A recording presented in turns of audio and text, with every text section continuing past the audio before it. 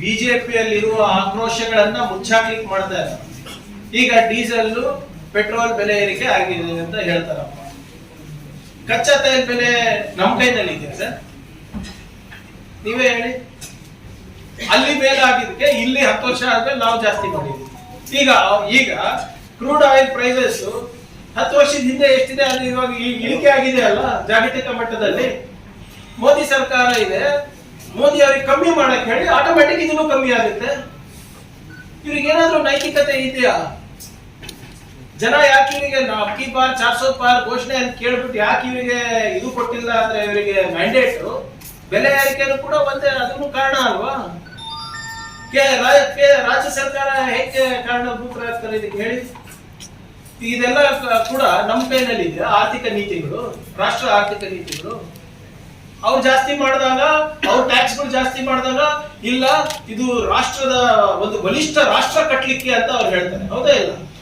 ಅವ್ರು ಯಾವಾಗ ಟ್ಯಾಕ್ಸ್ ಜಾಸ್ತಿ ಮಾಡಿದ್ದಾರೆ, ಸೊಂಕು ಜಾಸ್ತಿ ಮಾಡಿದ್ದಾರೆ, ಅವಾಗೆಲ್ಲ ಹೇಳಿದ್ದೇನು? ಇಲ್ಲಪ್ಪ ಇದು ರಾಷ್ಟ್ರ ಬಲಿಷ್ಠ ಮಾಡ್ಲಿಕ್ಕೆ, ಆರ್ಥಿಕ ವ್ಯವಸ್ಥೆಯನ್ನು ಸುಭದ್ರಗೊಳಿಸಲಿಕ್ಕೆ ಅಂತ. ಅವ್ರು ಮಾಡಿದ್ರೆ ಮಾಸ್ಟರ್ ಸ್ಟ್ರೋಕ್ಗಳು, ನಾವು ಮಾಡಿದ್ರೆ ಸಮಸ್ಯೆ ಆಗ್ತದ ಜನರಿಗೆ. ಈಗಲೂ ಅದೇ ಹೇಳ್ತಾ ಇದ್ದೀನಿ, ದಯವಿಟ್ಟು UPA ಸಂದರ್ಭದಲ್ಲಿ ಎಷ್ಟು ಇತ್ತು ಪೆಟ್ರೋಲ್ ಡೀಸೆಲ್ ದರ ಅಷ್ಟಕ್ಕೆ ತಗೊಂಡು ಬನ್ನಿ, ಅದು ಆಟೋಮ್ಯಾಟಿಕ್ ಕಮ್ಮಿ ಆಗ್ತದಲ್ಲ ನಮ್ದು. ಅದು ಜನ ಆಕ್ರೋಶ ಏನ್ ರ್ಯಾಲಿ ಇದು, ಬೋಗಸ್ ರ್ಯಾಲಿ ಇದೆ. ಈಗ ತಾನೇ ಚಿತ್ತಾಪುರಿಂದ ಬರ್ತಾ ಇದ್ದೆ, 50 ಜನ ಇಲ್ಲ ಅಲ್ಲಿ. ಆಟೋನಲ್ಲಿ ಮಾತ್ರ ಪಾಪ ಕೂಗಕ್ಕೆ ಹೋಗ್ಲಿಕ್ಕೆ ಇಟ್ಕೊಂಡಿದ್ದಾನೆ.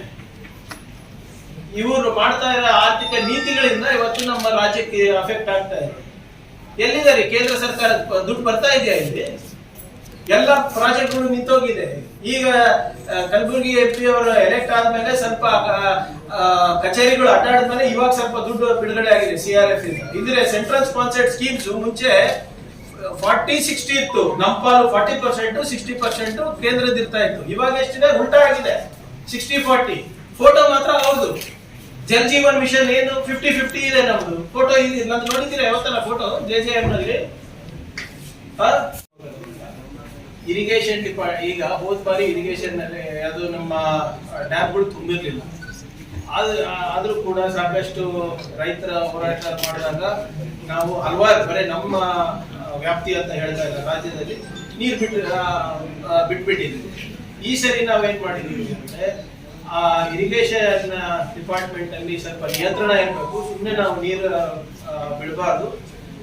ಮೊದಲೇ ಆದ್ಯತೆ ಕುಡಿಯೋ ನೀರು ಜನರಿಗೆ, ಅದಾದ್ಮೇಲೆ ಜಾನುವಾರುಗಳಿಗೆ, ಅದಾದ್ಮೇಲೆ ಬೆಳೆಗೆ ಇರಬೇಕು ಅಂದ್ಬಿಟ್ಟು ಏನ್ ಮಾನದಂಡಗಳಿದೆ ಅದಕ್ಕೆ ತಕ್ಕಂತೆ ನಾವು ಮಾಡ್ತಾ ಇದ್ವಿ. ಅದನ್ನ ಸಂಪೂರ್ಣ ನಿರ್ವಹಣೆ, ಯಾಕಂದ್ರೆ ಕೋಆರ್ಡಿನೇಟೆಡ್ ಎಫರ್ಟ್ಸ್ ಇರಬೇಕು. ಲಾಸ್ಟ್ ಟೈಮ್ ಅಲ್ಲಿ ಏನಾದ್ರು ಲೋಪ ಆಗಿದೆ ಅನುಷ್ಠಾನದಲ್ಲಿ ಅಂದಾಗ ಅದಕ್ಕೆ ಚೀಫ್ ಸೆಕ್ರೆಟರಿ ಅವರಿಗೆ ನಾವು ವಹಿಸಿದ್ದೇವೆ. ಮತ್ತೆ ಮುಂಜಾಗ್ರತವಾಗಿ ನಾವು ಯಾವಾಗಲೂ ಕೂಡ ಯುದ್ಧ ಕಾಲ ಶಸ್ತ್ರಾಭ್ಯಾಸ ಮಾಡ್ತೀವಿ. ಅದಕ್ಕೆ ಈಗಲೇ ಮೊನ್ನೆ ನಾವೇ ಕ್ಯಾಬಿನೆಟ್ ನಲ್ಲಿ ಮಾನ್ಯ ಮುಖ್ಯಮಂತ್ರಿಗಳನ್ನ ಮನವಿ ಮಾಡ್ಕೊಂಡು ಮಹಾರಾಷ್ಟ್ರಕ್ಕೆ ನೀರು ಬಿಡ್ಲಿಕ್ಕೆ ನಾವು ಪತ್ರ ಬರೆಸಿದ್ದೇವೆ. ಇಲ್ಲಿದ್ರೆ ಜನರಲಿ ನಾವು ಏಪ್ರಿಲ್ ಎಂಡ್ ಮೇ ನಲ್ಲಿ ಬರೀತಾ ಇದ್ವಿ. ಅಲ್ಲ ಸರ್, ಈಗಲೂ ಅದ್ರ ಪರಿಣಾಮ ಏನೂ ಆಗಿಲ್ಲ ಸರ್, ಪತ್ರ ಆಯ್ತು. ನೋಡಿ, ಎಲ್ಲಾ ಸಂಪನ್ಮೂಲಗಳು ಅವ್ರವ್ರ ರಾಜ್ಯಗಳು ಇಟ್ಕೊಂಡು ಕೊಡ್ತಾರೆ. ನಾವು ಬೇರೆ ರಾಜ್ಯಗಳು ಬಿಡ್ಬೇಕಾದ್ರೂ ಕೂಡ ನಾವು ಸ್ವಲ್ಪ ಯೋಚನೆ, ಫಸ್ಟ್ ನಮ್ಮ ಜನರ ಬಗ್ಗೆ ಯೋಚನೆ ಮಾಡಿ ಮಾಡ್ತೀವಿ. ಅಲ್ಲಿನ ಎಷ್ಟು ಲಭ್ಯ ಇದೆ ಅಂತ ನಮ್ಗೆ ಬಂದಿಲ್ಲ. ನಮ್ಮ ಮಾಹಿತಿ ಇದೆ, ಆದ್ರೆ ಖಚಿತವಾದಂತ ಮಾಹಿತಿ ಅವರು ಒಫಿಷಿಯಲ್ ಆಗಿ ಕೊಡ್ಬೇಕಾಗ್ತದೆ ನಮ್ಗೆ. ಅದಾದ್ಮೇಲೆ ನಾವು ಅದ್ರ ಬಗ್ಗೆ ನಾನು ಮಾತಾಡ್ತೀವಿ. ಇದೇ ತಮಿಳುನಾಡದವರು ನಮ್ಮಿಂದ ನೀರು ತಗೋಬೇಕಾದ್ರೆ ಕೋರ್ಟಿಗೆ ಹೋಗೋ, ಪ್ರಾಧಿಕಾರದ ಮೇಲೆ ಒತ್ತಡ ಹಾಕೋ, ಹೆಂಗೋ ಮಾಡಿ ತರಿಸ್ಕೊಂಡ್ಬಿಡ್ತಾರೆ. ನಮ್ಮ ಅಲಾಕೇಶನ್ ಅನ್ನ, ಅವರ ಅಲಾಕೇಶನ್ ಅನ್ನ ಮೀರಿ ಏನು ಸುಪ್ರೀಂ ಕೋರ್ಟ್ ಆದೇಶಗಳಿವೆ ಅಷ್ಟೇ ನಾವು ಬಿಡ್ತಾ ಇರೋದು ಹೊರತು, ಬಿಟ್ಟಿದೀವಿ ಹೊರತು ಅದಕ್ಕಿಂತ ಹೆಚ್ಚು ನಾವೆಲ್ಲೂ ನಾವು ಮಾಡಿಲ್ಲ. ಅಲ್ಲ, ಬಿಟ್ಟಿವಿ ಅಂತ ಹೇಳ್ತಾ ಇಲ್ಲ ಸರ್. ನಮ್ಮ ಪ್ರಶ್ನೆ ಏನಂದ್ರೆ, ತಮಿಳುನಾಡದವರು ನೀರು ಬಿಡಿಸ್ಕೊಳಕ್ ಅವ್ರು ಯಾವ ರೀತಿ ಹೋರಾಟ ಮಾಡ್ತಾರೆ, ಒತ್ತಡಗಳ ತಂತ್ರ ಮಾಡ್ತಾರೆ. ನಮ್ಮ ರಾಜ್ಯ ಮಹಾರಾಷ್ಟ್ರದಿಂದ ಬಿಡಿಸ್ಕೊಳ್ಳೋಕ್ ಪ್ರಯತ್ನ ಇಲ್ಲ, ಬರೀ ಒಂದು ಪತ್ರ ಬಿಟ್ರೆ. ಅದಕ್ಕೆ ಫಸ್ಟ್ ನಾವು ಡೈರೆಕ್ಟ್ ಆಗಿ ಕೋರ್ಟಿಗೆ ನಾವು ಒಂದೆರಡು ಮನವಿ ಮಾಡ್ತೀವಿ. ನಾವು ಚೀಫ್ ಸೆಕ್ರೆಟರಿಗಳಿಗೆಲ್ಲರೂ ಸೇರಿ ಒಂದು ಮೀಟಿಂಗ್ ಕೂಡ ನಾವು ಮಾಡಬೇಕು ಅಂತ ನಾವು ಅದು ಕೂಡ ನಾವು ರಿಕ್ವೆಸ್ಟ್ ಮಾಡ್ಕೊಂಡಿದ್ದೀವಿ. ಬಚಾವತ್ ಆಯೋಗದ್ದು ನಿಯಮ ಪಾಲನೆ ಆಗ್ತಾ ಇಲ್ಲ ಮಹಾರಾಷ್ಟ್ರ. ಬಚಾವತ್ ಆಯೋಗದ್ದು ಇಲ್ಲ, ಅದನ್ನೇ ನಾವು ಪಾಲನೆ ಮಾಡಬೇಕು ಅಂದ್ರೆ ನಾವು ಫಸ್ಟ್ ಅವರಿಗೆ ರಿಕ್ವೆಸ್ಟ್ ಮಾಡ್ಕೋಬೇಕಲ್ಲ. ಅವರು ನಮ್ಗೆ ರಿಕ್ವೆಸ್ಟ್ ಮಾಡ್ತಾರೆ, ನಾವು ಅವರಿಗೆ ರಿಕ್ವೆಸ್ಟ್ ಮಾಡ್ತೀವಿ. ಒಂದು ಜಂಟಿಯಾಗಿ ಸಭೆ ಮಾಡೋದಕ್ಕೂ ಕೂಡ ನಾನು ಆಗಲೇ ಅವರಿಗೆ ಸೂಚನೆಯನ್ನು ನೀಡಿದ್ದೇನೆ. ಅವರು ಒಪ್ಬೇಕಲ್ಲ. ಸೊ ಖಂಡಿತವಾಗ್ಲೂ ಅದನ್ನ ಆ ಪ್ರಕ್ರಿಯೆ ವೀಕ್ಲಿ ಬೇಸಿಸ್ ಫಾಲೋ ಅಪ್ ಆಗ್ತಾ ಇದೆ. ಕೊಡೋದೇನಿದೆ, ನಾವು ಒಂದು ನಿಯಮ ಮಾಡಿದ್ದೇವೆ, ನಾವು ಒಂದು ವಿಧೇಯಕ ತಂದಿದ್ದೀವಿ. ಆ ವಿಧೇಯಕ ಎಲ್ಲಿ ಅಂಗೀಕಾರ ಆಗಿದೆ? ಮೇಲ್ಮನೆಯಲ್ಲಿ ಮತ್ತು ಕೆಳಗಿನ ಮನೆಯಲ್ಲಿ ಅಂಗೀಕಾರ ಆಗಿದೆ. ಅಂಗೀಕಾರ ಆದ್ಮೇಲೆ ಅದು ನಿಯಮ ಆಗ್ಬೇಕಲ್ವಾ? ವಿಧೇಯಕ ಅನುಷ್ಠಾನಕ್ಕೆ ಬರ್ಬೇಕಲ್ಲ. ಅದಕ್ಕೆ ರಾಜ್ಯಪಾಲರು ಅಡ್ಡಿಪಡಿಸಿದ್ರು ಎಷ್ಟು ಕರೆಕ್ಟ್? ಅಸೆಂಬ್ಲಿ ಪಾಸ್ ಆಗಿದೆ, ಆಮೇಲೆ ಆರ್ಡಿನೆನ್ಸ್ ತಂದಿಲ್ಲ. ಆಮೇಲೆ ಹೌದು, ನಾವು ಏನೋ ಬೇರೆ ವಿಭಿನ್ನವಾಗಿ ಮಾಡ್ತಾ ಇದೀವಿ, ವಿನೂತನವಾಗಿ ಮಾಡ್ತಾ ಇದೀವಿ, ಅಧಿಕಾರ ಕಸ್ಕೊಂಡ ಕೆಲಸ ಮಾಡ್ತಾ ಇದೀವಿ, ಏನು ಸಂವಿಧಾನವನ್ನ ನಾವು ಏನೋ ಒಬ್ಬರೇ ಮಾಡ್ತಾ ಇದೀವಿ ಅಂದ್ರೆ ನೀವು ಬನ್ನಿ. ಆಸ್ ಅ ಗವರ್ನರ್ ನಿಮ್ಗೆ ಎವ್ರಿ ರೈಟ್ ಇದೆ, ಹಕ್ಕಿದೆ. ನೀವು ಸರಿಯಾಗಿ ಮಾಡ್ತಾ ಇಲ್ಲ ಈ ಸರ್ಕಾರ ಕೆಲಸ ಅಂದ್ಬಿಟ್ಟು ಕಿವಿ ಹಿಂಡ್ಬೋದು ನಮ್ಗೆ, ಇಲ್ಲ ಅಂತಿಲ್ಲ. ಆದ್ರೆ what is unconstitutional in this? National loss ಕುರಿತು ನೋಡಿದ್ವಿ, ಅದನ್ನು ಇದೇ ಮಾದರಿನಲ್ಲಿ ನಡೀತಾ ಇದೆ. ಬರೋಡಾನಲ್ಲಿ ನಡೀತಾ ಇದೆ, UP ನಲ್ಲಿ ನಡೀತಾ ಇದೆ, ಮಧ್ಯಪ್ರದೇಶದಲ್ಲಿ ನಡೀತಾ ಇದೆ. ಅಂದ್ರೆ ಅವೆಲ್ಲ ಸರಿ ನಡೀತಾ ಇಲ್ವಾ? ಹೇಳಿದೀನಲ್ಲ, ನಾನು ಮತ್ತೊಮ್ಮೆ ಅವ್ರಿಗೆ ಕ್ಲಾರಿಫಿಕೇಶನ್ ಕೊಡ್ತೀನಿ. ಅಕಸ್ಮಾತ್ ಒಪ್ಪಿದ್ರೆ ಒಳ್ಳೇದು. ಆದ್ರೆ ಹಂಗಂದ್ರೆ ಮತ್ತೆ ನಾವ್ ಯಾಕೆ ಇರ್ಬೇಕು ಸರ್? ಇವರು ಶಾಸಕರು, ನಾನು ಶಾಸಕರು, ಜನರಿಂದ ಆಯ್ಕೆ ಆಗಿರೋದು ಏನಕ್ಕೆ? ಶಾಸನ ಮಾಡ್ಲಿಕ್ಕೆ. ಶಾಸನ ಮಾಡಿದ್ದೇವೆ, ಶಾಸನ ಮಾಡಿ ಅಂಗೀಕಾರ ಆಗಿದೆ. ಅದಕ್ಕೂ ನೀವು ಕೊಕ್ಕೆ ಹಾಕೊಂಡು ಕೂತ್ಕೋತೀರ ಅಂದ್ರೆ ನಿಮ್ಮ ಉದ್ದೇಶ ಏನು? ಬಹಳ ಅಪಾರವಾದಂತ ಗೌರವ ಕುರ್ಚಿಗಿದೆ, ಆದ್ರೆ ಅದ್ರ ತಕ್ಕಂಗೆ ಎಲ್ಲರೂ ನಡ್ಕೋಬೇಕಲ್ಲ. ಎಲ್ಲಿ ಕಳಿಸಿದ್ದಾರೆ? ರಿಜೆಕ್ಟ್ ಮಾಡಿದ್ದಾರೆ. ಕ್ಲಾರಿಫಿಕೇಶನ್ ಕಳಿಸಿದ್ರೆ 100% ಕೊಡ್ಲಿಕ್ಕೆ ಇದೆ. 517 ಕೋಟಿ ರೂಪಾಯಿ ರಾಜ್ಯ ಸರ್ಕಾರವನ್ನ ನಾವು ಭರಿಸಿದ್ದೇವೆ. ನಾನು ಪತ್ರ ಬರೆದೆ ಮಂತ್ರಿಗಳಿಗೆ, ಸರ್ ನಿಮ್ದು ಇನ್ನ ದುಡ್ಡು ಬಂದಿಲ್ಲ, ನಮ್ಗೆ 7,500 ಕೋಟಿ ರೂಪಾಯಿ ಚಿಲ್ಲರೆ ಬರ್ಬೇಕು ಅಂತ ಕೇಳಿದಾಗ ನನ್ಗೆ ವಾಪಸ್ ಪತ್ರ ಏನ್ ಬರ್ದಿದ್ದಾರೆ ಗೊತ್ತಾ? ನಮ್ಮ ಹತ್ರ ದುಡ್ಡಿಲ್ಲ, ನೀವು ಕಟ್ಟಿ ಮುಂದಿನ ಆರ್ಥಿಕ ವರ್ಷದಲ್ಲಿ ನಾನು ನಿಮ್ಗೆ ಏನು ಪಾವತಿ ಮಾಡ್ತೀವಿ ಅಂತ ಲೆಟರ್ ಇದೆ, ತೋರಿಸುವ. ಇವ್ರ ಯೋಗ್ಯತೆಗೆ ಸರಿಯಾಗಿ ನೋಡ್ಕೊಳಕ್ ಆಗಿಲ್ಲ ಆರ್ಥಿಕ ನೀತಿಗಳು. ಇವತ್ತು ಬಂದು ನಮ್ ಕತೆ ಹೇಳ್ತಾರೆ. ನಮ್ ತೆರಿಗೆಯಿಂದ ಇವತ್ತು ರಾಷ್ಟ್ರ ನಡೀತಾ ಇದೆ ಸ್ವಾಮಿ. ನಾವು ಕಟ್ಟುವ 1 ರೂಪಾಯಿಗೆ ಇವತ್ತು ನಮ್ಗೆ ವಾಪಸ್ ಬರ್ತಾ ಇರೋದು ಎಷ್ಟು ದುಡ್ಡು? ನಮ್ಗೆ 13 ಪೈಸೆನೂ ಸರಿಯಾಗಿ ಬರ್ತಾ ಇಲ್ಲ ನಮ್ಗೆ. ಎಲ್ಲ ಇವತ್ತೇನು 4 ರೂಪಾಯಿ ನಾವು ಇದು ಕೊಡ್ತಾ ಇದೀವಿ, ಯಾರಿಗೆ ಹೋಗ್ತಾ ಇದೆ ಸರ್? ಇದು ಆಮೇಲೆ ಅವ್ರ ರೆಕಮೆಂಡೇಶನ್ ಮೇಲೆ ಮಾಡ್ತಾ ಇರೋದು. ಕುಮಾರಸ್ವಾಮಿ ಅದೇ ಹೇಳ್ತಾರೆ ಸರ್, ಹಾಲಿನ ದರ ಏರಿಕೆ ಆಯ್ತು, ಓಕೆ, ಮೊಸರಿನ ದರ ರೂಪಾಯಿ ಎಲ್ಲಿಗೆ ಹೋಗ್ತಾರೆ? ಅವ್ರಿಗೆ ಹೇಳಿ, ದಿನ ಬಗ್ಲಾಗೆ ಕೂತಿರ್ತಾರಲ್ಲ ಮೋದಿ ಅವ್ರ ಬಗ್ಲಾಗೆ, ನಿರ್ಮಲಾ ಸೀತಾರಾಮನ್ ಬಗ್ಲಾಗೆ ಹೇಳಿ. ನಿರ್ಮಲಾ ಸೀತಾರಾಮನ್ ಅವರು 2 ಸರಿ ಕರ್ನಾಟಕದಿಂದ ಆಯ್ಕೆ ಹೋಗಿದ್ದಾರೆ. ಕರ್ನಾಟಕಕ್ಕೆ ಏನ್ ಕೊಟ್ಟಿದ್ದಾರೆ? ಕನ್ನಡಿಗರಿಗೆ ಏನ್ ಕೊಟ್ಟಿದ್ದಾರೆ? ನಮ್ಮಲ್ಲಿ ಬರುವಂತ ಬಂಡವಾಳ ಎಲ್ಲ ಗುಜರಾತಿಗೆ ತಗೊಂಡು ಹೋಗ್ತಾ ಇದಾರೆ, ಅಸ್ಸಾಮಿಗೆ ತಗೊಂಡು ಹೋಗ್ತಾ ಇದಾರೆ. ಅದ್ರ ಬಗ್ಗೆ ಮಾತಾಡಕ್ ತಯಾರಿದಾರ? ಕುಮಾರಣ್ಣ ಅವರು, ನಿರ್ಮಲಾ ಸೀತಾರಾಮನ್ ಅಕ್ಕ ಅವರೆಲ್ಲರೂ ಮಾತಾಡಕ್ ತಯಾರಿದಾರ? ಅಲ್ಲ, ಅಪೋಸಿಷನ್ ಇಲ್ಲದೆ ನೀವು ಕೂಡ ಹೋರಾಟ ಮಾಡಿ, ನೀವು ಬೀದಿಗಿಳಿದ್ರಿ. ಈಗ ತಪ್ಪಿದೆ ಅಂತ ಹೇಳ್ತಾ ಇದ್ದೀನಿ.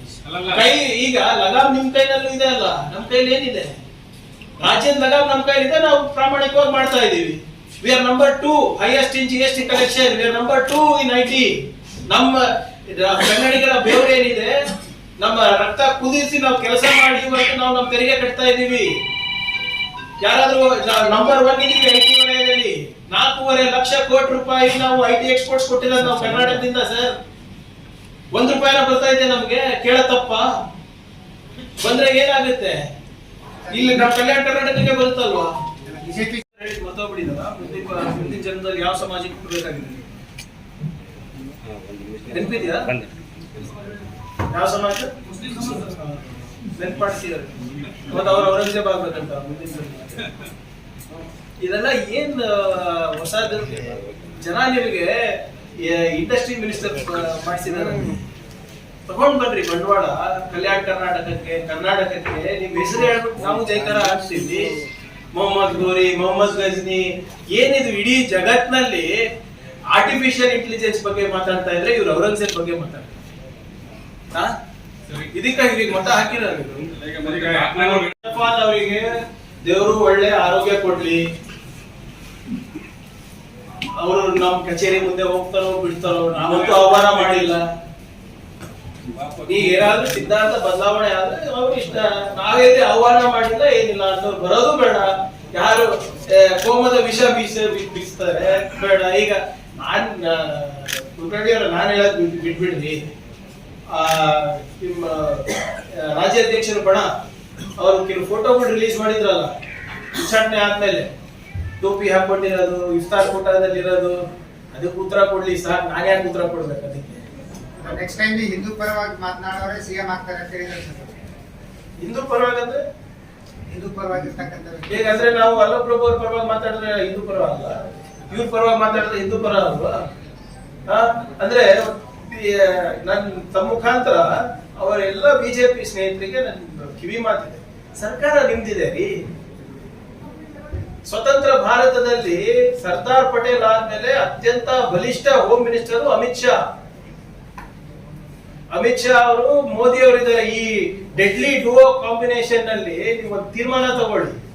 ಅಲ್ಪಸಂಖ್ಯಾತರು, ದಲಿತರು, ಹಿಂದುಳಿದ ವರ್ಗದವರು ನಮ್ಮ ದೇಶದ ನಾಗರಿಕರಲ್ಲ ಅಂತ ಹೇಳ್ಬಿಡ್ಲಿ.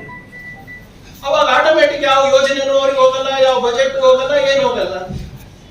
Till they are citizens of the country, constitutionally me and any government is constitutionally bound to protect their rights. ಇದೆಯಾ? ಮಾಡ್ಬಿಡ್ಲಿ ಅಲ್ಲ, ಅವ್ರ ಹತ್ರನೇ ಇದೆ ಅಲ್ಲ. ಹೇಗೆ ವಕ್ಫ್ ಬಿಲ್ ಪಾಸ್ ಮಾಡಿಸ್ಕೊಂಡ್ರು, ತಗೊಂಡು ಬಂದ್ಬಿಡಿ ಒಂದು ಹೊಸ ಬಿಲ್ಲು. ಅಲ್ಪಸಂಖ್ಯಾತರು ನಾಗರಿಕರಲ್ಲ, ದಲಿತರು ನಾಗರಿಕರಲ್ಲ, ಆದಿವಾಸಿ ನಾಗರಿಕರಲ್ಲ, ಹಿಂದುಳಿದ ವರ್ಗದವರು ನಾಗರಿಕರಲ್ಲ. ಏನ್ ಸರ್? ತಂದ್ಬಿಡ್ಲಿ. ನಾಗರಿಕರಿಲ್ಲ ಅಂದ್ರೆ ಆಟೋಮೆಟಿಕ್ ಯಾವ ಯೋಜನೆ ಬರಲ್ಲ, ಯಾವ ಬಜೆಟ್ ಇರಲ್ಲ, ಯಾವ ಆಯವ್ಯಯ ಇರೋದಿಲ್ಲ. ಅವರಿಗೆಲ್ಲರೂ ಅಮೆರಿಕ ಕಳಿಸ್ತೀರಾ, ಪಾಕಿಸ್ತಾನ ಕಳಿಸ್ತೀರಾ, ಅಫ್ಘಾನಿಸ್ತಾನ ಕಳಿಸ್ತೀರಾ, ಕಳಿಸ್ರಿ, ಯಾರು ಬೇಡ ಅಂತಿದ್ದಾರೆ. ಏನಿದು ಹುಡುಗಾಟದ ಮಾತುಗಳು? ಕಾಂಗ್ರೆಸ್ ಒಂದೇ ಧರ್ಮ